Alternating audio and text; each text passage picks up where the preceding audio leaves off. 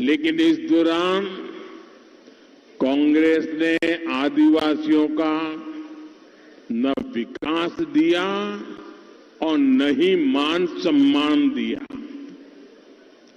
जब केंद्र में भाजपा की सरकार बनी तो पहली बार मेरे आदिवासी भाई बहनों को वो सम्मान मिलना शुरू हुआ जिसके वो हकदार है। आप मुझे बताइए भाई, क्या ये आदिवासी समाज मोदी प्रधानमंत्री बना उसके बाद पैदा हुआ है क्या? जरा जवाब दो। क्या मोदी आया उसके बाद आदिवासी समाज पैदा हुआ है क्या? क्या आदिवासी समाज देश आजाद हुआ तब था कि नहीं था? जरा सब मिलकर जवाब दीजिए। आदिवासी समाज जब देश आजाद हुआ तब था कि नहीं था? आदिवासी समाज जब भगवान रामचंद्र थे तब था कि नहीं था? लेकिन कांग्रेस वालों को पता ही नहीं था। जो आपको पता है वो कांग्रेस वालों को नहीं था। आप कल्पना कीजिए, आजादी के बाद देश में आदिवासी समाज के लिए अलग मंत्रालय ही नहीं था, अलग बजट नहीं था, अलग व्यवस्था नहीं थी। सालों साल कितने ही प्रधानमंत्री आके गए, बस चलता रहा। ये अटल बिहारी वाजपेयी जी जब आए, उनकी सरकार बनी, तब देश में पहली बार आदिवासी समाज के कल्याण के लिए अलग मंत्रालय बनाया, अलग बजट दिया। क्या ऐसी कांग्रेस को माफ कर सकते हो क्या? ऐसी कांग्रेस को माफ कर सकते हो क्या? सड़क, बिजली, पानी, ये सब सुविधाएं आदिवासी गांवों में अब भाजपा सरकार पहुंचा रही है। कांग्रेस जब सत्ता में थी तब आदिवासी मंत्रालय का बजट बहुत ही कम था।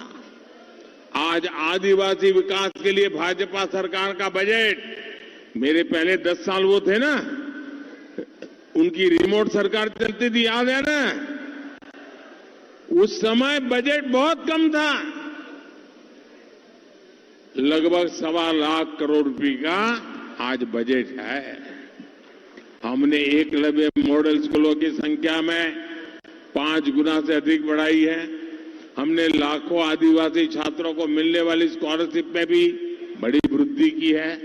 साथियों, भाजपा के डबल इंजन सरकार से एमपी के आदिवासी परिवारों को डबल लाभ हुआ है। देश भर में हमने अपने सेवा काल में आदिवासी परिवारों को 8 लाख से अधिक पट्टे दिए। यहां भी हजारों परिवारों को पट्टे मिले हैं। यहां पैसा का लाभ भी लाखों लोगों को मिला है।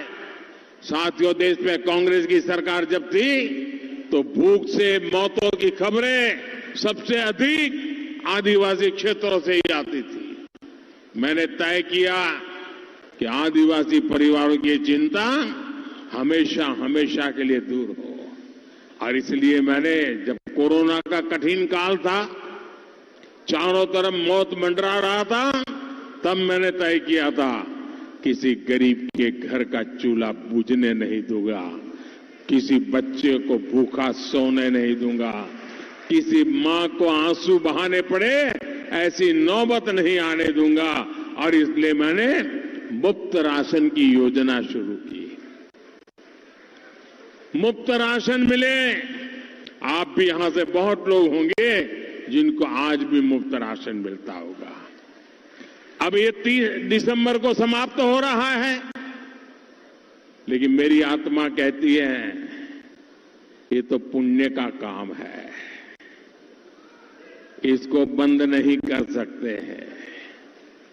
और इसलिए आप मुझे बताइए, ये गरीब को हम कभी खाना खिलाएं तो पुण्य का काम मानते हैं कि नहीं मानते हैं? मानते हैं कि नहीं मानते हैं? गरीब की सेवा करने से पुण्य मिलता है, ऐसा मानते हैं कि नहीं मानते हैं? आज पिछले 3 साल से गरीब को मुफ्त में अनाज मिलता है तो उसका पुण्य मिलेगा